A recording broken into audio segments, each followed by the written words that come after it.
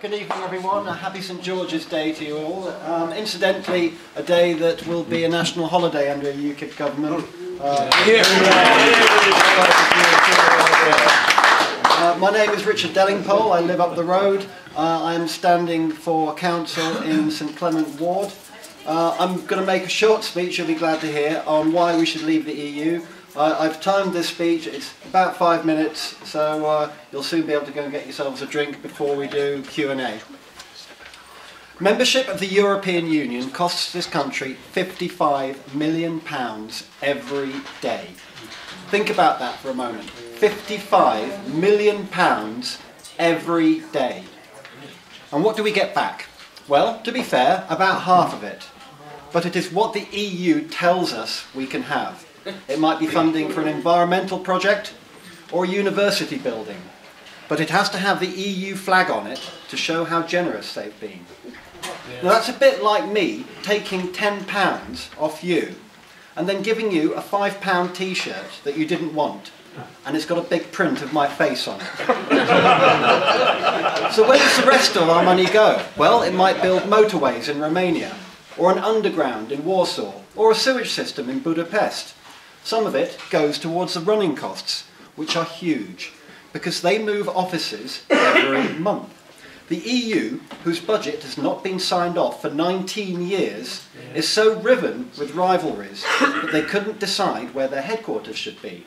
The general agreement had been for Brussels, but at the last minute France managed to amend the agreement to have a second headquarters in Strasbourg, with the entire operation moving 300 miles every month. So now every year the EU spends £130 million moving the European Parliament from Belgium to France and back. Over the course of a weekend, 2,500 plastic trunks are loaded onto lorries and driven 300 miles from Brussels to Strasbourg. About 1,000 politicians, officials and translators will then make the same journey on 2 specially chartered trains hired at taxpayers' expense. A few thousand more will go to Strasbourg by other means as the European Parliament switches from Brussels, its permanent base, to its official home in northern France. And this happens every month. As for the MEPs we elect to sit in the European Parliament, they have no actual power. All they are allowed to do is debate and advise. The power is with 28 unelected EU commissioners, led by Jean-Claude Juncker, and they meet in secret, answerable to secret working groups, who are made up out of multinationals and corporates. Now 70% of the laws of this country are decided by the EU. Now, did we fight in 2 world wars for this? For 70% of our laws to be made in the EU. Laws governing who we allowed to come and live here. Laws governing our taxes. Laws governing who we sell our produce to and for how much.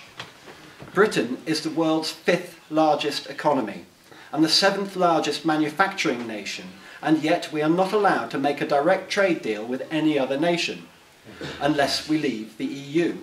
We are not allowed to control our borders or manage immigration. We are not able to prevent foreign trawlers plundering our seas of precious fish unless we leave the EU.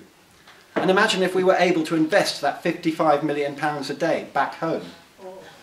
Our critics will tell you that 3 million UK jobs depend on EU membership and trade with the UK.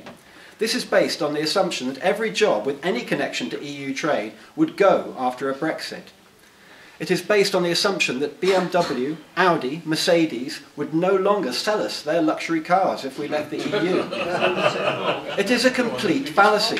Business would flourish unfettered by petty EU regulations, and we would negotiate trade deals that benefited our businesses.